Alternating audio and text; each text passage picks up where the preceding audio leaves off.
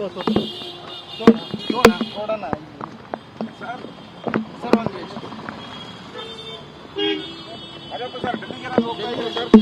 ಮಹಿಳಾ ಸಂಘಟನೆಗಳು ಹೋರಾಟ ಮಾಡ್ತಾ ಇದ್ರು. ಪ್ರತಿನಿಧಿಗಳ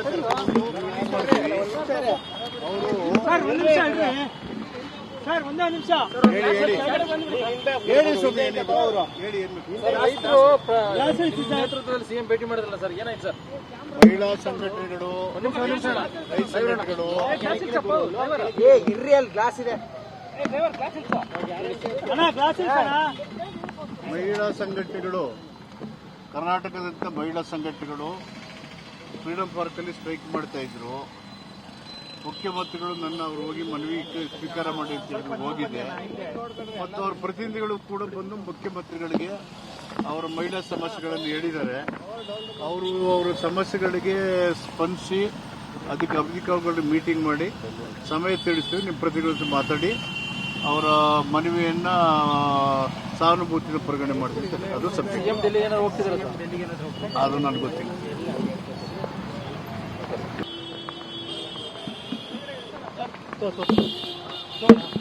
ನೋಡೋಣ ಸರ್ ಸರ್ ಒಂದು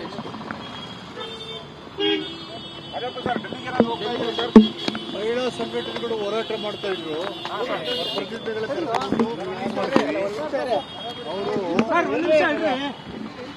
ಒಂದೇ ನಿಮಿಷ ಹೇಳಿ ಸ್ವಾಮಿ, ಹೇಳಿ ನೇತೃತ್ವದಲ್ಲಿ ಸಿಎಂ ಭೇಟಿ ಮಾಡಿದ್ರಲ್ಲ ಸರ್, ಏನಾಯ್ತು ಸರ್? ಮಹಿಳಾ ಸಂಘಟನೆಗಳು, ರೈತ ಸಂಘಟನೆಗಳು, ಗ್ಲಾಸ್ ಇದೆ, ಮಹಿಳಾ ಸಂಘಟನೆಗಳು, ಕರ್ನಾಟಕದಂತ ಮಹಿಳಾ ಸಂಘಟನೆಗಳು ಫ್ರೀಡಂ ಪಾರ್ಕ್ ಅಲ್ಲಿ ಸ್ಟ್ರೈಕ್ ಮಾಡ್ತಾ ಇದ್ರು. ಮುಖ್ಯಮಂತ್ರಿಗಳು ನನ್ನ ಅವರು ಹೋಗಿ ಮನವಿ ಸ್ವೀಕಾರ ಮಾಡಿ ಅಂತ ಹೇಳಿ ಹೋಗಿದೆ. ಮತ್ತು ಅವರ ಪ್ರತಿನಿಧಿಗಳು ಕೂಡ ಬಂದು ಮುಖ್ಯಮಂತ್ರಿಗಳಿಗೆ ಅವರ ಮಹಿಳಾ ಸಮಸ್ಯೆಗಳನ್ನು ಹೇಳಿದ್ದಾರೆ.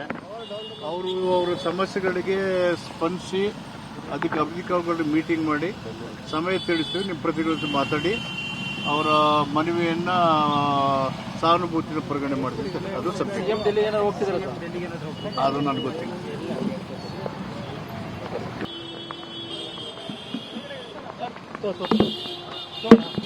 ನೋಡೋಣ ಸರ್ ಸರ್ ಒಂದು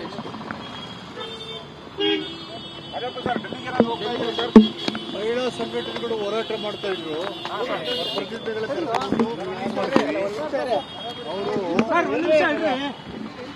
ಒಂದೇ ನಿಮಿಷ ಹೇಳಿ ಸ್ವಾಮಿ, ಹೇಳಿ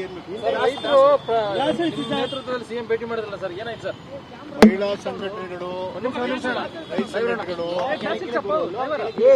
ಗ್ಲಾಸ್ ಇದೆ, ಮಹಿಳಾ ಸಂಘಟನೆಗಳು, ಕರ್ನಾಟಕದಂತ ಮಹಿಳಾ ಸಂಘಟನೆಗಳು ಫ್ರೀಡಂ ಪಾರ್ಕ್ ಅಲ್ಲಿ ಸ್ಟ್ರೈಕ್ ಮಾಡ್ತಾ ಇದ್ರು. ಮುಖ್ಯಮಂತ್ರಿಗಳು ನನ್ನ ಅವರು ಹೋಗಿ ಮನವಿ ಸ್ವೀಕಾರ ಮಾಡಿ ಅಂತ ಹೇಳಿ ಹೋಗಿದೆ. ಮತ್ತು ಅವರ ಪ್ರತಿನಿಧಿಗಳು ಕೂಡ ಬಂದು ಮುಖ್ಯಮಂತ್ರಿಗಳಿಗೆ ಅವರ ಮಹಿಳಾ ಸಮಸ್ಯೆಗಳನ್ನು ಹೇಳಿದ್ದಾರೆ. ಅವರು ಅವರ ಸಮಸ್ಯೆಗಳಿಗೆ ಸ್ಪಂದಿಸಿ ಅದಕ್ಕೆ ಅಧಿಕಾರಿಗಳು ಮೀಟಿಂಗ್ ಮಾಡಿ ಸಮಯ ತಿಳಿಸ್ತೀವಿ, ನಿಮ್ಮ ಪ್ರತಿನಿಧಿಗಳ ಜೊತೆ ಮಾತಾಡಿ ಅವರ ಮನವಿಯನ್ನ ಸಹಾನುಭೂತಿನ ಪರಿಗಣನೆ ಮಾಡ್ತೀವಿ. ಅದು ಸತ್ಯ. ಸಿಎಂ ಡೆಲ್ಲಿ ಹೋಗ್ತಿದ್ದಾರೆ, ಅದು ನನಗೆ ಗೊತ್ತಿಲ್ಲ.